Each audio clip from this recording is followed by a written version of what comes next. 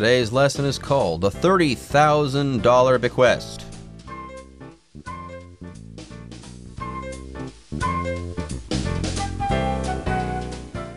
Hello everyone, my name is Jeff. My name is Roger, and today we're going to continue talking about our featured work of literature, The $30,000 Bequest, which is a short story by Mark Twain. I believe it was published in the early 1900s. So, of course, some of the numbers in this story are, not adjusted for inflation. But in any case, we're talking about the Fosters and their life and times and the fact that they receive an inheritance, or at least they're supposedly going to get an inheritance from a distant relative of Sally's. They think they're going to get this money. They haven't gotten it yet. All they know is that Sally is going to get this money, a $30,000 bequest, if he follows some rules. But remember, these rules were strange, okay?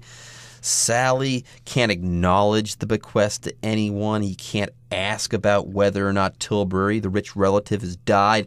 And he can't go to the funeral. Now, all of these sound really simple to follow. Do nothing, get rich. But there's a big kind of twist in this story, okay? It turns out that Tilbury, this rich relative, wants to make Sally and Alec and the family there, that couple, the Fosters, he wants to make them miserable because he's miserable.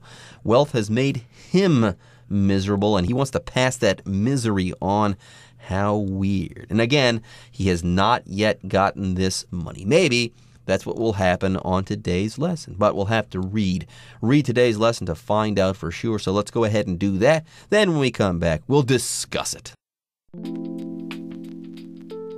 Each week when the newspaper arrives, the Fosters are dismayed to find no news of Tilbury's death. In fact, for more than 5 years, they see nothing, which leads Sally to angrily comment that the old man must be immortal.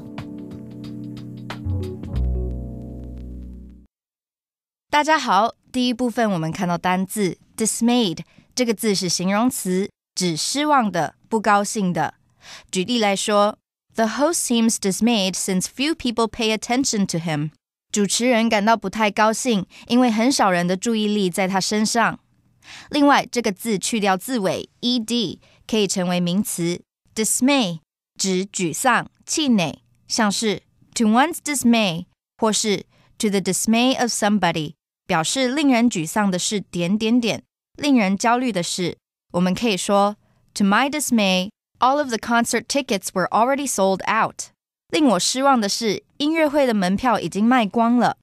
或是 To the dismay of the protesters in front of City Hall, the government didn't accept their request. 令市政府前面的抗议民众失望的是，政府并没有接受他们的要求。接着我们看到形容词 immortal， 指不死的、不朽的。字首 im 表示无，相反。例如Many of the characters in Greek mythology were said to be immortal. 希腊神话里有许多角色传说中是不朽的。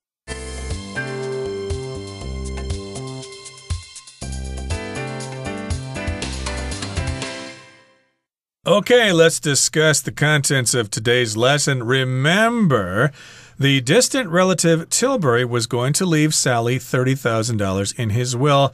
But Tilbury had 3 conditions. One was he could not acknowledge the gift to anyone. He couldn't make inquiries about whether he's died, and then they could not attend his funeral. So those were the 3 conditions here. So let's find out what happens next here.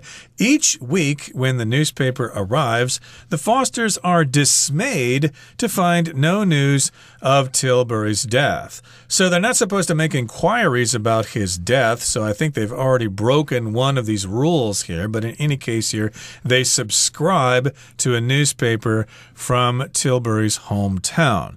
And the newspaper arrives each week. I guess it's a weekly newspaper. But they're dismayed. They're sad. They're disappointed that there's no obituary in the newspaper about Tilbury's death. So each time the newspaper comes in, they're dismayed. What is going on? Why won't this guy die? Yeah, get this. In fact, for more than 5 years, they see nothing. which leads Sally to angrily comment that the old man must be immortal. Oh, he's never going to die. We're never going to get all of that sweet, sweet cash. He must be immortal. By the way, if you are immortal, you live forever. You can't die. Yes, so Sally is disappointed, or he's dismayed, that the old man is just not passing away. And if you don't die and you've left someone in your will, then that person cannot receive the inheritance. So, of course, Sally is disappointed at that. So this leads him to do something. It causes him to do something. It leads Sally to comment that the old man must be immortal. So comment here could be a noun, it could be a verb, but here it's a verb. It just means you say something about something. You make a comment about something. There I use the word comment as a noun, to make a comment or to comment on something. Anyways, with that, folks, it's time for us to take our first break, but don't go away. When we come back, we'll be reading more from our story by Mark Twain. Meanwhile, the pair spends every free moment manipulating their imaginary money. Alec, who is more practical than her husband, invests the money in stocks, while her husband apologizes for wasting his portion on gambling. Over time, Alec's wise choices make them multimillionaires. As they become richer in their fantasy world, they pretend to buy increasingly expensive houses and plan whom their daughters should marry. Their ambitions increase from local mechanics to lawyers, governors, and, finally, a European king.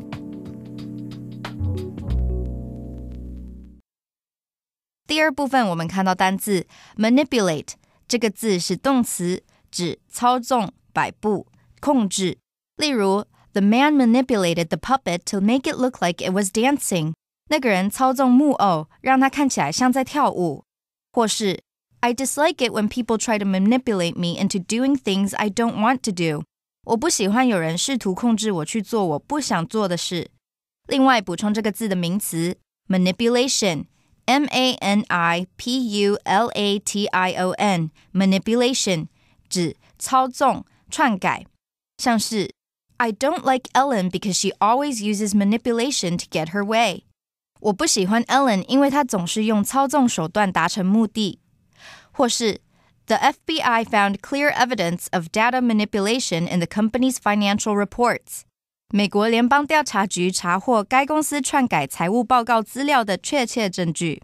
接着我們看到形容詞 imaginary 指想象中的、虛構的。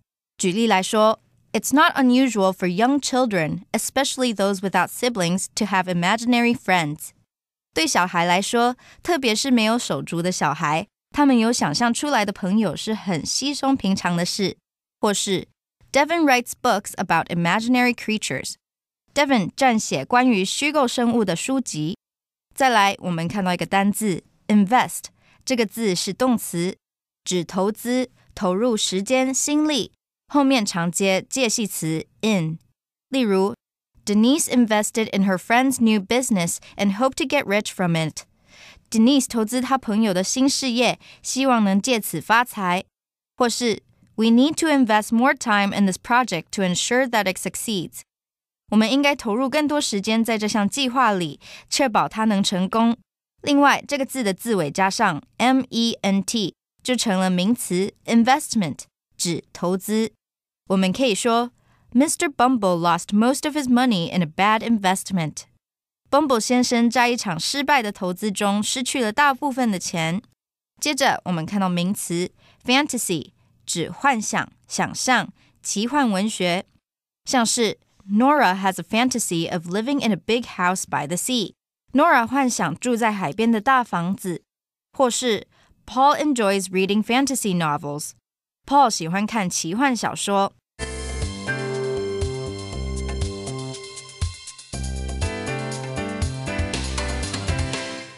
Okay, so they're still waiting for this inheritance here. They're expecting this money, but it's not coming. So how is that affecting their lives? Well, meanwhile, while they're waiting for the money to come, while they're waiting for the old man to die, the pair spends every free moment manipulating their imaginary money. So they're imagining this money that they're going to receive. If I were a rich man, for example, if we receive that money, what are we going to do with that money? How are we going to use it? So here we've got the word manipulate, which does mean to use something. It means to control something. You know, if you are a forklift operator, you manipulate the machine. You use the controls to operate the machine. Now, Alec, who is more practical than her husband, invests the money, the imaginary money, in stocks, while her husband apologizes for wasting his portion on gambling. So they have these ideas and they share them with one another. Oh, I'm going to invest in the stock market. Oh, I think going to a casino is a good idea. They take it far enough that apparently Sally, he plays this game where he apologizes for wasting his portion on gambling. Yeah, that was a bad idea. I'm sorry, honey. I took the $30,000 and I went to a casino and I spent it all and I lost it. I'm so sorry. By the way, if you do apologize, you say you're sorry, but usually you say you're sorry for actually doing something wrong. Very rarely do you apologize for something that you did wrong in your imagination. Exactly. We do hear the verb to apologize in international politics a lot. You know, countries are always demanding an apology from another country. China is always demanding an apology from the United States and vice versa. So that's an apology. That's the noun here. But apologize is the verb. You should apologize to your teacher before you can go back to school. So the husband apologizes for blowing the money on gambling. He seems to think that, hey, everybody else loses at gambling, but not me. That just happens to other people. Gamblers always feel that way, that they're the best. And so he goes down to the casino or plays cards with his friends, games of mahjong or whatever. But he loses his portion, or at least the part that belongs to him. He loses it on gambling. So that's what they're doing with their imaginary inheritance. There you go. And by the way, Alec, remember, she's more practical than her husband. She's not going to invest this imaginary money in anything strange or weird, and she's not going to gamble with it. No, she invests the money in stocks. By the way, if you invest in stocks, you buy stocks on the stock market. Yeah, when we're talking about stocks, we're talking about little bits of ownership, okay? You can buy bits and pieces of a company. When you do so, you are buying stock in that company. I remember growing up that my dad used to play the stock market all the time. He used to buy stocks in companies. I believe he owned some IBM stock and he owned some Apple computer stock and stuff like that.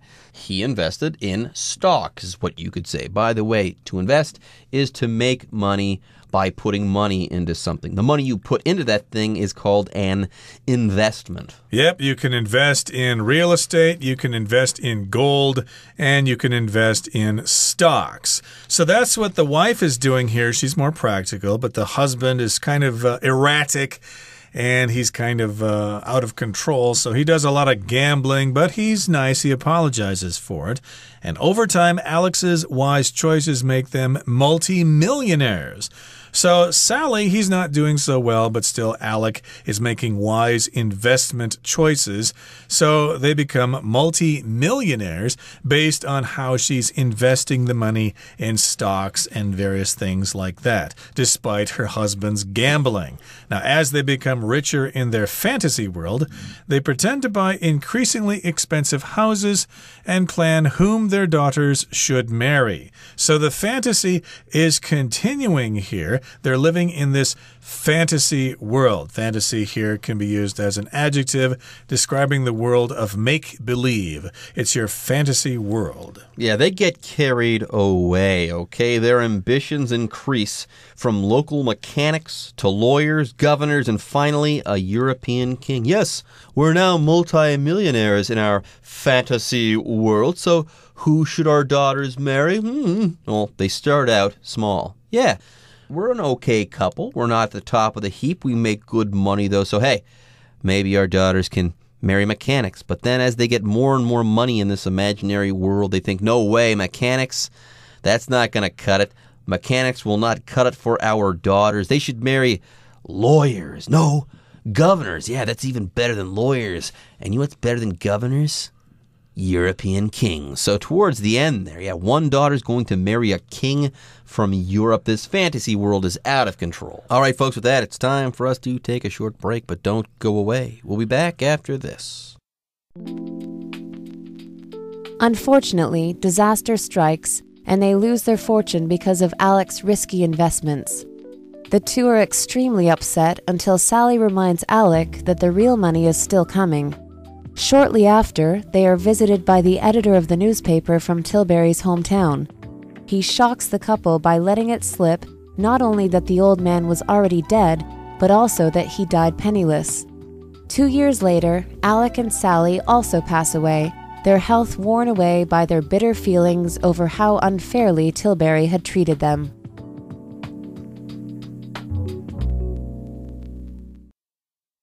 最后第三部分，我们看到单字 risky， 这个字是形容词，指有风险的、危险的。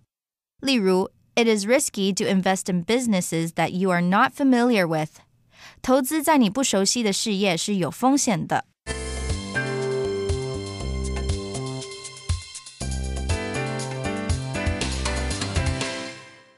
Okay, now, of course, sometimes disaster strikes. So, unfortunately, disaster strikes. Something bad happens, okay? And that's not what you want to see. So, we use this word unfortunately. So, I was planning to travel to Europe this summer, but unfortunately, my mother got sick and I had to go stay with her for the entire summer. So how unlucky. Yeah, that's very unlucky. It's just an example, though. It didn't really happen. But in any case here, disaster does strike. So I guess they're not going to have their daughters married off to lawyers or governors or kings and stuff like that. Disaster does strike. Something bad happens and they lose their fortune. They go bankrupt because of Alec's risky investments. Of course, sometimes if you want to make more money, you need to fish with a larger hook, as they say in Chinese, I think. And of course, sometimes you run the risk of losing that big fish and falling into the ocean and getting eaten by a shark. So, of course, that's what happens here. She makes investments in the stock market, but yeah, you can make some money with safe investments, but maybe you can make some more with those risky investments. And of course, if it doesn't work out, well, you're going to lose everything. Something's risky when there's a certain amount of danger involved. Risky, dangerous. If you're risky, you take chances. Anyways, the two are extremely upset until Sally reminds Alec that the real money is still coming. We haven't lost anything yet. Now, shortly after, they are visited by the editor of the newspaper from Tilbury's hometown. Why would this person come here? Oh, maybe he wants to see if the Fosters are going to renew their subscription to that newspaper. Could be. You never know. So he shocks the couple. He really surprises them by letting it slip. Not only that the old man was already dead, but also that he died penniless. So I guess the editor didn't really want them to know this. He did not want to spill the beans. He did not want to let the cat out of the bag. He let it slip here. He revealed unintentionally that not only the old man was dead, but also that he was poor when he died. Yeah, he died penniless, without a penny to his name.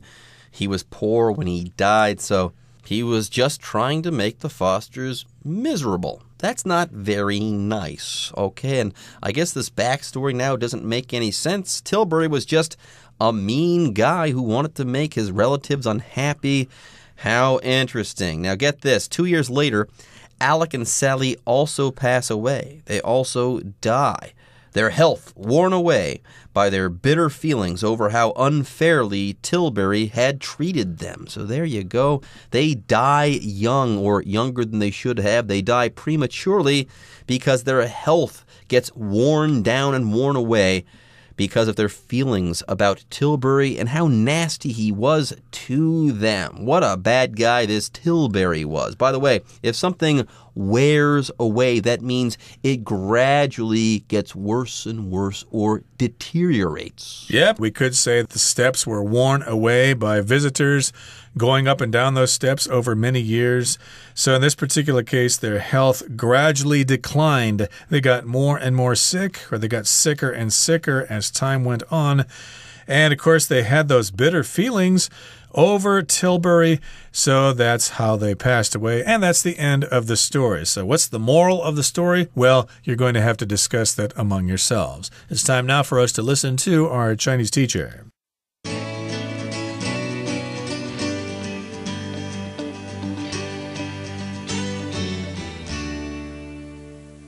各位同学大家好，我是 Hanny。 我们来看今天的文法重点。课文一开始说到，当每个礼拜报纸送来的时候， Sally 这一家人都因为没有看到 Tilbury 的死讯而非常失望。好，读到第二句，事实上超过5年的时间他们什么都没看到，这使得 Sally 气愤地表示说，这个老人啊一定是不死之身。好，那么 immortal 就是用来形容不死的或是不朽的。好，另外 lead to 呢是表达造成导致。当我们课文是用到 lead somebody to 加原形动词的句型，这是表达说促使某人去做某事，或者是使得某人去做某事。像是 The evidence led him to believe that the woman was innocent. 证据迹象使他相信那一名女子是无辜的。好，那么顺便补充一个句型，则是 lead to somebody 加上动词 ing， 这是用来表达说导致某人做某事。像是 Mia's passion for helping others led to her becoming a social worker. Mia 那一份助人的热忱促使她成为一名社工。好，那在课文的最后，我们读到 Tilbury 死的时候身无分文，这让那一对夫妻非常震惊。课文最后一句写到说，2年后 Alec and Sally also pass away, their health worn away by their bitter feelings. Alec 和 Sally 也跟着去世，他们气愤不满的感受呢，让他们健康逐渐消磨殆尽了。好，这边我们是要介绍独立分词构句。独立分词构句是指说，当前后子句的主词不一样的时候呢，省略连接词，然后把其中一个动词改成分词的情形。好，举例来说 She looked at the picture and tears rolled down her cheeks. 她看着那张照片，泪水从脸颊滑落。好，这边的前后子句就是不一样的，前半句的主词是 she， 后半句是 tears。那这两个主词我们都保留下来，接着省略连接词 and， 再把后半句动词 rolled 改成现在分词 rolling， 那这个句子就会简化成 She looked at the picture.Tears rolling down her cheeks. 好，这时候我们后半句的主词 tears 后面就是直接接现在分词 rolling， 这就是独立分词构句的用法。那以课文例子来说呢，它原本可以写作 Alec and Sally also pass away because their health are worn away。好，那它省略连接词 because， 然后把后半句的 their health are worn away 动词的部分因为是被动语态 are worn， 只要保留过去分词 worn， 所以我们才会看到它的主词 their health 后面是直接接了过去分词 worn。 好，那么以上是今天重点整理，我们来回顾今天单字吧。 Comment. I can't comment on the news report without reading all the facts first.Imaginary. Children often create imaginary friends for themselves. Invest. Now is the best time for our company to invest in new technology. Stock. They bought some shares on the New York Stock Exchange. Apologize. We apologize for any inconvenience caused by the train's late arrival. Fantasy. Children often retreat into fantasy and ignore what's going on around them. Mechanic.My car needs some repairs, so I plan to bring it to a mechanic this week. Unfortunately, I really want to keep a dog, but unfortunately, I'm allergic to them.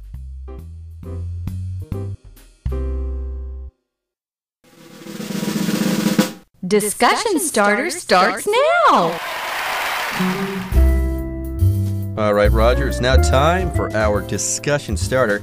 If you were given a large amount of money from a distant relative, what would you do with it? Well, I would use the money to buy some things for the house, maybe a couple of new chairs, get some felt tip pens and stuff like that, maybe a couple of pads of paper or something like that. But then I would give the rest of the money to charity because there are people out there who need to use it more than me. How about you? That's very nice of you. Me, I would save the money for my daughter's education. Yes, education is very, very expensive these days, but also extremely important. So I would put that money away in a safe investment vehicle that makes sure it would grow over time so that my daughter could go to school wherever she wanted to. Okay, everyone. With that, today's article is now complete. But, as always, we sure hope that you guys have enjoyed reading along with us. Anyways, I'm Jeff. I am Roger. See you next time.